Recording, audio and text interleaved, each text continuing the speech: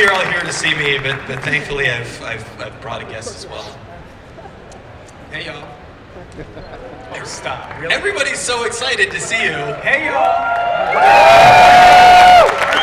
They're literally too excited to clap. Well, I think they're all digested. I wanted you to come out with me because I can't give you a proper introduction. You can. Everybody knows who you are. Well, I'd say most of the people in this room. I should hope so. We're here mostly to talk about the Reading Rainbow stuff that you've been doing, specifically over the past couple of years. I've actually told this story a few times. So when you first launched it, about a year and a half ago, is that right? It was a year and a half ago, right? You were there. I was there. You were there with the Engadget cameras. Yeah, with the Engadget show, and we spoke, and I had an emotional moment. Yeah, you did. And people who know me know that I don't have a lot of emotions, but one of them came out. Yeah. And you know, I turned to you and said, you know, you helped me learn how to read. I mean, this is what 30 years ago? Reading 30 Rainbow? years of the brand, yes. This year. This summer, we've celebrated the 30th anniversary of the Reading Rainbow brand. Our first episode aired in June of 1983. Can you believe it? And why that moment is what it is for you, and it's why I remember it, because it's been repeated. How many of you were born, consider yourself 80s babies, right? You are my people, right? Because you all grew up with the show, and it meant something to you. It occupied a space in your lives that you held close to you. It was a part of your formation. I feel like I helped raise you all. And I think some of you have that same feeling too. So we have this relationship, and I don't know what we're gonna do with it, but I think if we can't use it to change the world, then what are we doing? I think that your generation specifically has come to have a tremendously important impact on world events as they unfold. And I'm not waiting for you all, I'm inviting you to step up and become socially, actively involved in your lives. The technology that we have connects us, but we really do need to roll up our sleeves, y'all, and get our hands dirty metaphorically. Do you feel me? I think you guys understand what I'm talking about. We're talking about using the power that we have to really change the world. And that's why the Reading Rainbow thing is so important to me, because when PBS took it off the air, sort of pulled it out of the rotation back in 2009, my business partner Mark Wolf and I, we figured this is an opportunity. It was sad, right? But there was an opportunity, and we didn't believe that automatically going back to the well of television was the right thing.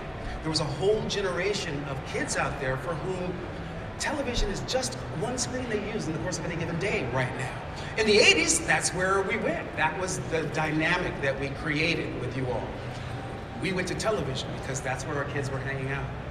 And Mark and I believed that there was probably going to be a different way. We knew it was digital in some way. And then, just as we had gathered all the rights together and started raising money and building a team, the iPad comes out. And it's like, oh my God, we know exactly, because our challenge was, Reading Rainbow was about the books, right, and the video. That connecting the literature back to a real world experience, really expanding the world for a kid who was watching, right? And that backstage all access pass that those Reading Rainbow video field trips were all about. So we knew in creating a product, we needed to nail those two elements, the books and the videos. And when the iPad came out, that led us in the direction that we ultimately ended up in, with an iPad app that is a subscription model. It's like the Netflix of books and videos for kids. It's a subscription model. We have over 350 books and counting. We had 2 new books, 1 new video every week. And I gotta tell you, Brian, it's the video. I'm incredibly proud of the books that we have in our app, and it's the videos too. We are gathering new content video field trips with LeVar, just like the original television series, and it's working. What we have proven is that kids will come to the app to read. That's what I'm talking about when I'm saying using technology to change the world. We know kids want to connect to these devices. They're so engaging. That's why we all want to connect with them. I'm sure you were asked this question a lot, certainly during the launch. You know, is there an age that's too early to give technology to children? And you know, does an app like this encourage them to sit in front of a screen? What this app does, I believe, is encourages a parent-child interaction, especially at startup. And then we have in the app, every book is a storytelling experience, which means to me that we have a narrator tell the story. And the interactions are always in the service of the flow of the narrative. That's like the Reading Rainbow style of converting a book in the digital realm for kids. We know they want the bells and whistles, the interactions, and we give them to them. And 9 times out of 10, they'll saturate themselves with them and move on, because the storytelling experience is what takes over. And they want to find out what happens next. So that flow of the narrative as the child experiences it is really important to us at Reading Rainbow. So I think ultimately the answer to your question, though, is about appropriateness and what age. It's all about the parent and the child. You know your child better than anybody else. You know what's age appropriate for your child, right? I've got to assume, you know, 30 years ago, you were launching a TV show about reading. You probably received similar criticism of having children sitting in front of the tube. Yes, you're absolutely right. But that's just a matter of how we grow and learn. We get introduced to new ideas. They tend to push the boundary. We adopt, we adapt, and we move on. That's kind of the, you know, how we move forward, you know, as humanity. We are very adaptable human beings. We are constantly adapting to our circumstances. That's the genius of us. Give us a little history. I mean, you know, we've certainly talked about the benefit on a personal level of how amazing it is being able to go out there and interact with these people who, you know, 30 years ago first, you know, really learn how to read by watching the show. What was the initial impetus on your end to launch a show? I know that you come from a family of educators. My mother was an English teacher, and I grew up in a household where reading was expected. It wasn't optional, right? My mother expected us to read, and she also did a lot of reading in front of us, which is, I think, you know, that important kind of modeling that parents really need to engage in. It's one of those things that sends that signal that, you know, reading is part of who we are. It's a part of us, right? Literature is a part of us, and we are a part of something by partaking in it, right? Beyond moving it over to a different medium, you know, to moving it over to the tablet, I'm imagining there had to be some other issues keeping it relevant for kids today. Mm-hmm. Like, what did you run into? You know, are kids still reading? Do you have to make the reading experience more dynamic than it is on paper? I don't think so. I mean, the point of these devices is their interactivity. So unless you're going to utilize that capability, why bother creating a medium? So it's clear that the future of the education of children on this planet is connected to technology and how we apply that technology to what they learn, right? So my point of view is, our point of view is through the storytelling experience, you can communicate a wealth of knowledge and information, but more than anything, you communicate a passion for learning itself. And that's what we're trying to do as a society, is create the most successful, we're training our successors, we're trying to create the most successful generation to follow us. So we have to put in your hands, right, and your children's hands, the kinds of tools that will help you maximize your potential in life. This is a tremendous opportunity. We're right here at the intersection of education and technology. And the moves we make in the next 5 to 10 years are absolutely critical in terms of the future of this nation and how we raise this next generation of Americans. Well, that deserves an applause break. I'm just saying. Yeah. I know we've heard a lot about, teaching codes, teaching code in classrooms. Yes, exactly. Teaching engineering, things like Absolutely. that. Have you been involved in these initiatives at all? Well, I'm really involved through a couple of different intersection points. One of them, of course, being Star Trek and being and playing Geordi LaForge. But for a lot of people, I actually am Geordi LaForge. Through the Star Trek universe, there's a real connection just to science. I had an amazing conversation with Mr. Jordan, who was on stage earlier this afternoon, about class and how technology is evolving and what the future of it looks like. And I'm intensely interested in these issues because what I'm interested in is how do we move the culture forward? How do we get what we came here to do done? You said the minute you walked backstage and you saw him with glass on, you had a visceral reaction. I had a visceral reaction, and it disturbed me. And it was because I was skeptical. I was leery. I was a bit leery. And I really had to check myself out and why that came up in me.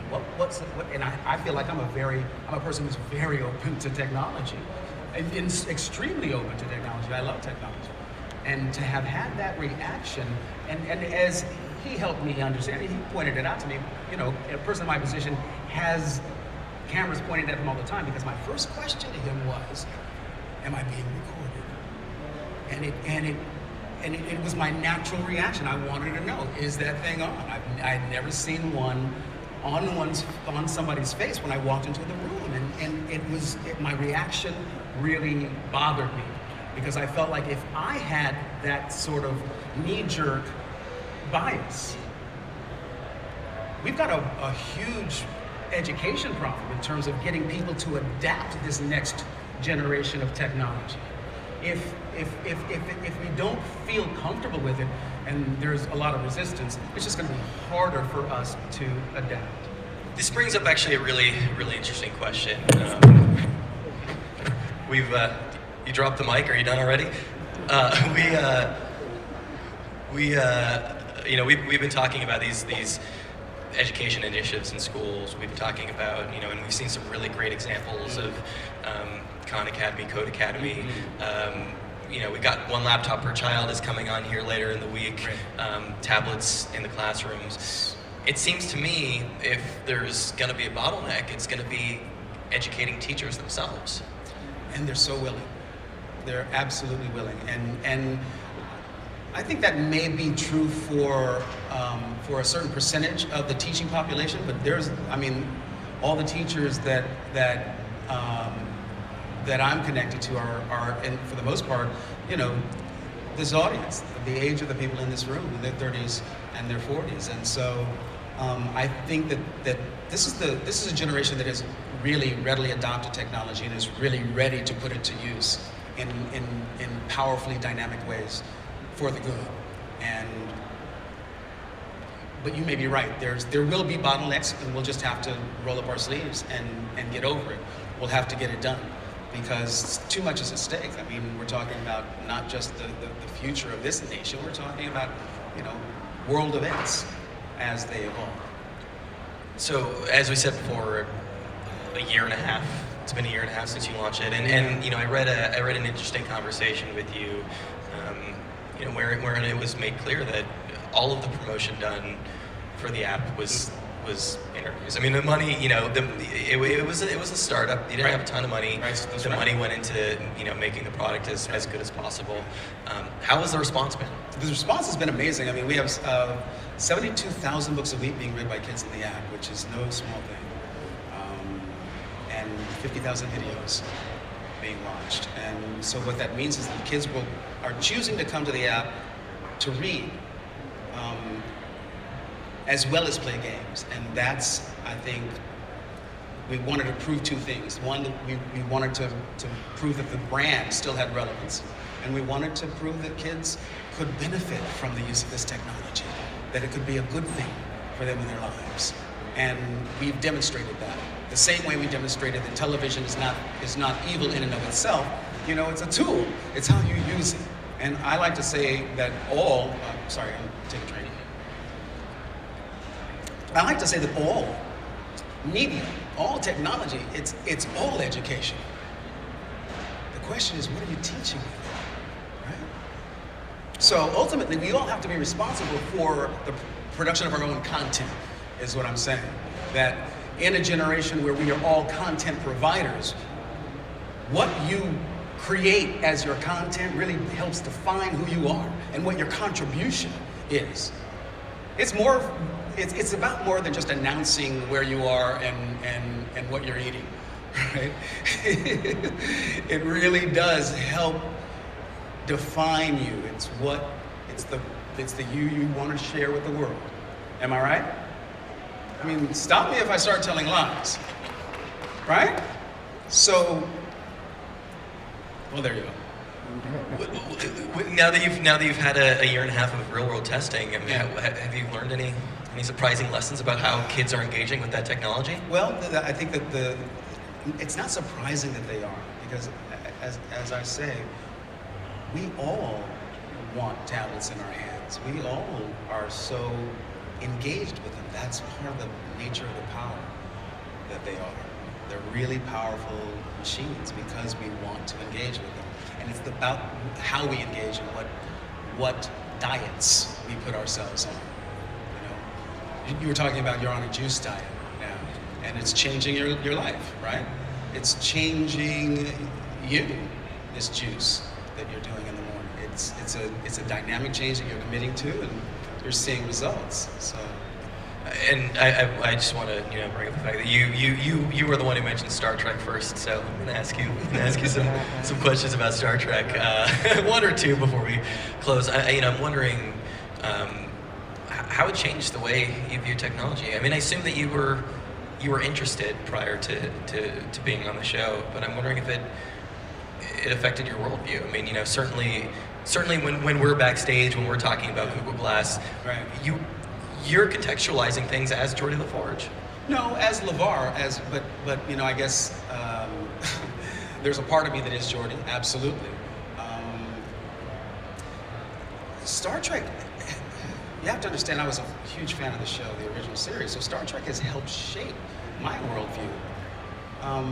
And I think that's true for a lot of people in this room. Star Trek is really, Gene's vision is one that I certainly bought into, because it was one where I saw myself represented. Seeing Nichelle Nichols there is all right. Black people are going to be there. Let's go, right? But you have to understand. I mean, I'm a little older than I think I look, because I grew up in the 60s and 70s. So in the 70s, it was very rare to see black people on television that weren't pimps or hustlers or criminals. I mean, Gene's vision was not just revolutionary for how it advanced our ideas of science and science fiction and technology. And there are certainly a ton of examples as to how that vision has manifested in products that we use every They're all over the floor, certainly. All over the floor out there. So Gene's... Drop the mic at the end of the show, LeVar. No, I can't get this right.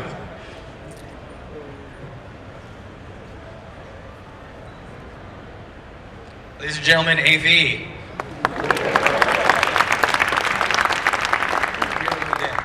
Hero of the day. Just in time to wrap things up. What were we talking about? Oh, technology. Star Trek. So, all of the technology that we have and has been inspired, it walks right alongside with how that vision has inspired social change and brought the culture forward. And that's what I'm talking about. We have the power to really use this technology for amazing support of a continuing evolution of humanity. And it is our responsibility to use this responsibly. That's my point of view. LeVar Burton, ladies and gentlemen. Thank you so much.